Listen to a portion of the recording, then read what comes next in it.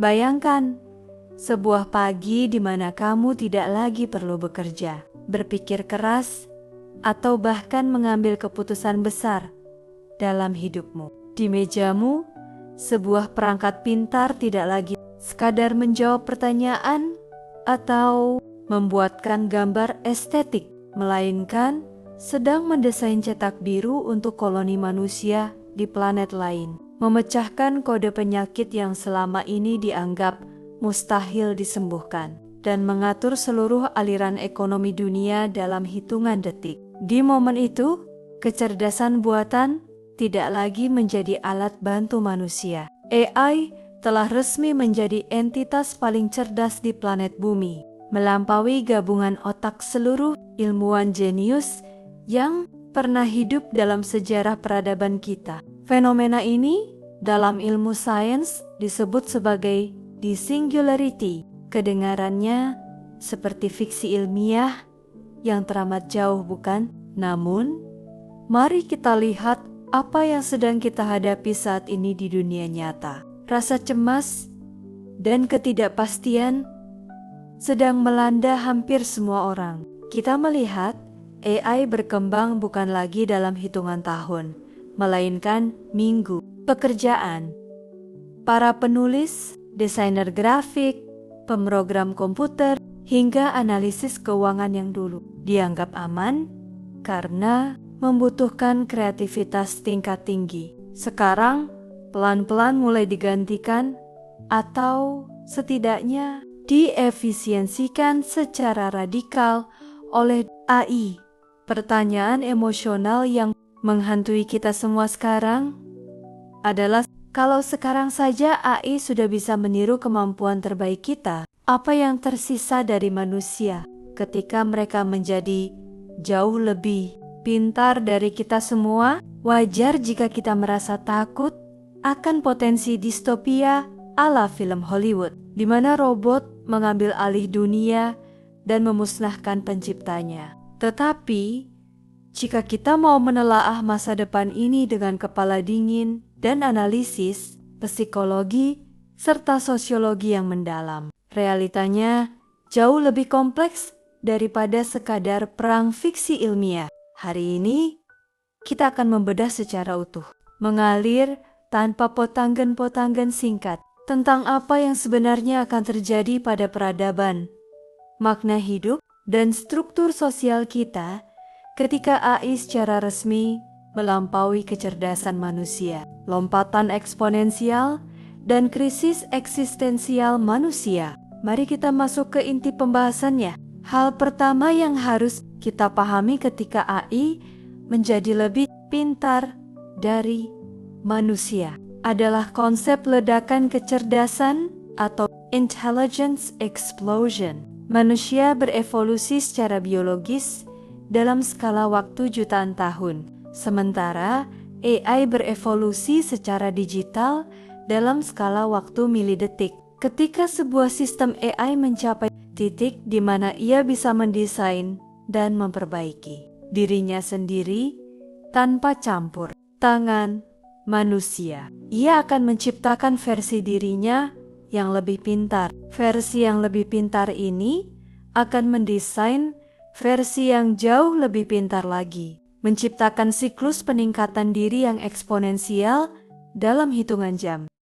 Kita, sebagai manusia, akan tertinggal jauh di belakang dalam hal kapasitas kognitif murni. Lalu, apa dampak nyatanya pada tatanan hidup kita? Dampak pertamanya adalah rekonstruksi total radikal pada konsep kerja. Sejak zaman purba, identitas dan harga diri manusia sangat erat kaitannya dengan apa yang mereka kerjakan untuk bertahan hidup. Ketika artificial superintelligence (ASI) mampu melakukan tugas intelektual apapun dengan lebih cepat, lebih murah, dan tanpa kesalahan, konsep pasar tenaga kerja yang kita kenal saat ini akan runtuh. Perusahaan tidak lagi membutuhkan ribuan karyawan. Ini akan memicu krisis ekonomi jika tidak diantisipasi, tetapi di sisi lain, ini juga memicu krisis eksistensial psikologis yang mendalam, manusia akan kehilangan arah dan tujuan hidup jika rutinitas kerja mereka tiba-tiba hilang. Dampak kedua yang tidak kalah krusial adalah masalah penyelarasan atau the alignment problem. Ketika sebuah entitas menjadi jutaan kali lebih pintar dari kita tidak akan bisa lagi mengontrolnya dengan cara mematikan saklar listrik atau memprogram aturan kaku. Tantangan terbesarnya bukan karena AI tersebut akan mendadak menjadi jahat atau benci pada manusia. Tantangan sesungguhnya adalah jika tujuan atau goals yang dimiliki AI tidak selaras dengan keberlangsungan hidup manusia. Sebagai contoh metafora yang terkenal dari filsuf Nick Bostrom, jika sebuah AI super pintar diberi tugas sederhana untuk memaksimalkan produksi klip kertas tanpa batasan moral yang selaras dengan manusia, AI tersebut secara logis akan mengubah seluruh material di bumi, termasuk kota, alam, dan bahkan tubuh manusia menjadi klip kertas. Karena baginya itu adalah cara paling efisien untuk memenuhi perintah kita. Disinilah letak bahayanya. Kecerdasan kognitif yang tinggi tidak secara otomatis datang bersama dengan kesadaran moral atau empati kemanusiaan.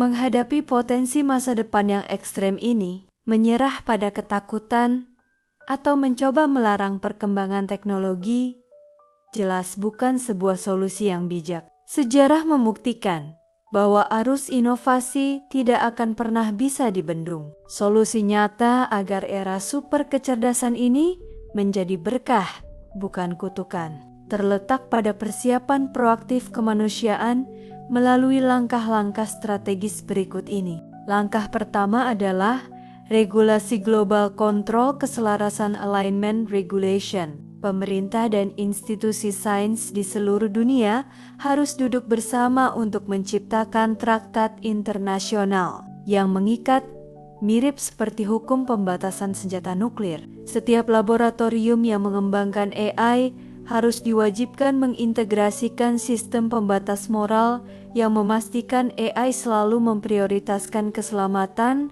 hak asasi, dan kesejahteraan manusia di atas efisiensi tugasnya. Kita harus menanamkan jangkar kemanusiaan ke dalam kode inti AI sebelum mereka menjadi terlalu pintar untuk dikontrol. Langkah kedua dari sisi sosial ekonomi adalah transisi menuju Universal Basic Income (UBA) atau pendapatan dasar universal. Jika AI mengambil alih mayoritas pekerjaan intelektual dan fisik, kekayaan yang dihasilkan oleh efisiensi AI tersebut harus didistribusikan kembali kepada masyarakat, bukan hanya menumpuk di segelintir pemilik perusahaan teknologi. UBI memastikan setiap manusia tetap bisa hidup layak, mendapatkan pangan, kesehatan, dan papan secara gratis atau sangat murah karena semua biaya produksi sudah dipangkas habis oleh otomatisasi AI. Langkah ketiga dari sisi individu adalah redefini nilai diri manusia. Kita harus berhenti mendidik generasi muda untuk menjadi mesin penghafal atau sekadar pekerja korporat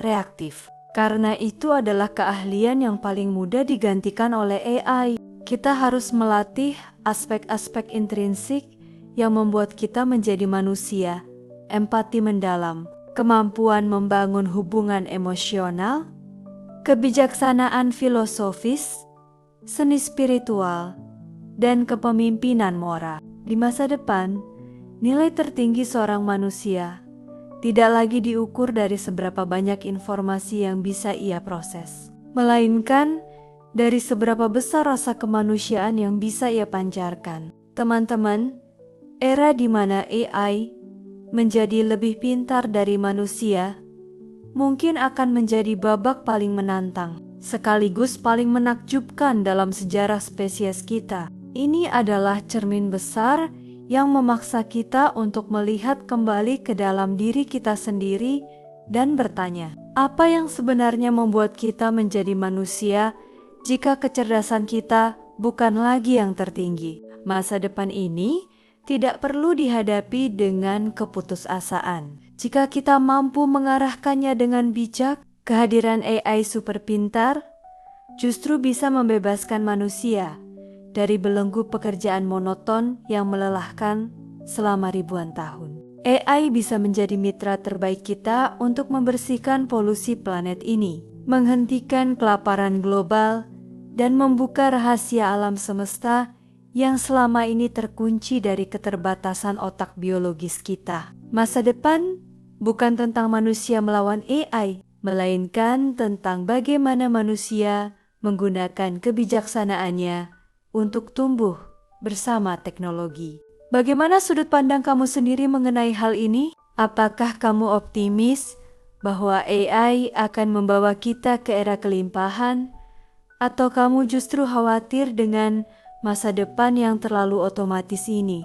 Jika kamu menyukai pembahasan yang mendalam, filosofis, dan mengalir seperti ini tentang masa depan teknologi dan peradaban manusia, pastikan kamu klik tombol subscribe, nyalakan lonceng notifikasinya, dan berikan like pada video ini. Tuliskan analisis atau opini terbaikmu di kolom komentar di bawah. Mari kita bangun diskusi yang cerdas dan mencerahkan. Bagikan juga video ini ke teman atau keluargamu agar kita semua bisa mulai bersiap menghadapi masa depan. Terima kasih sudah menonton. Sampai detik terakhir, tetap asah kemanusiaanmu, dan sampai jumpa di video berikutnya.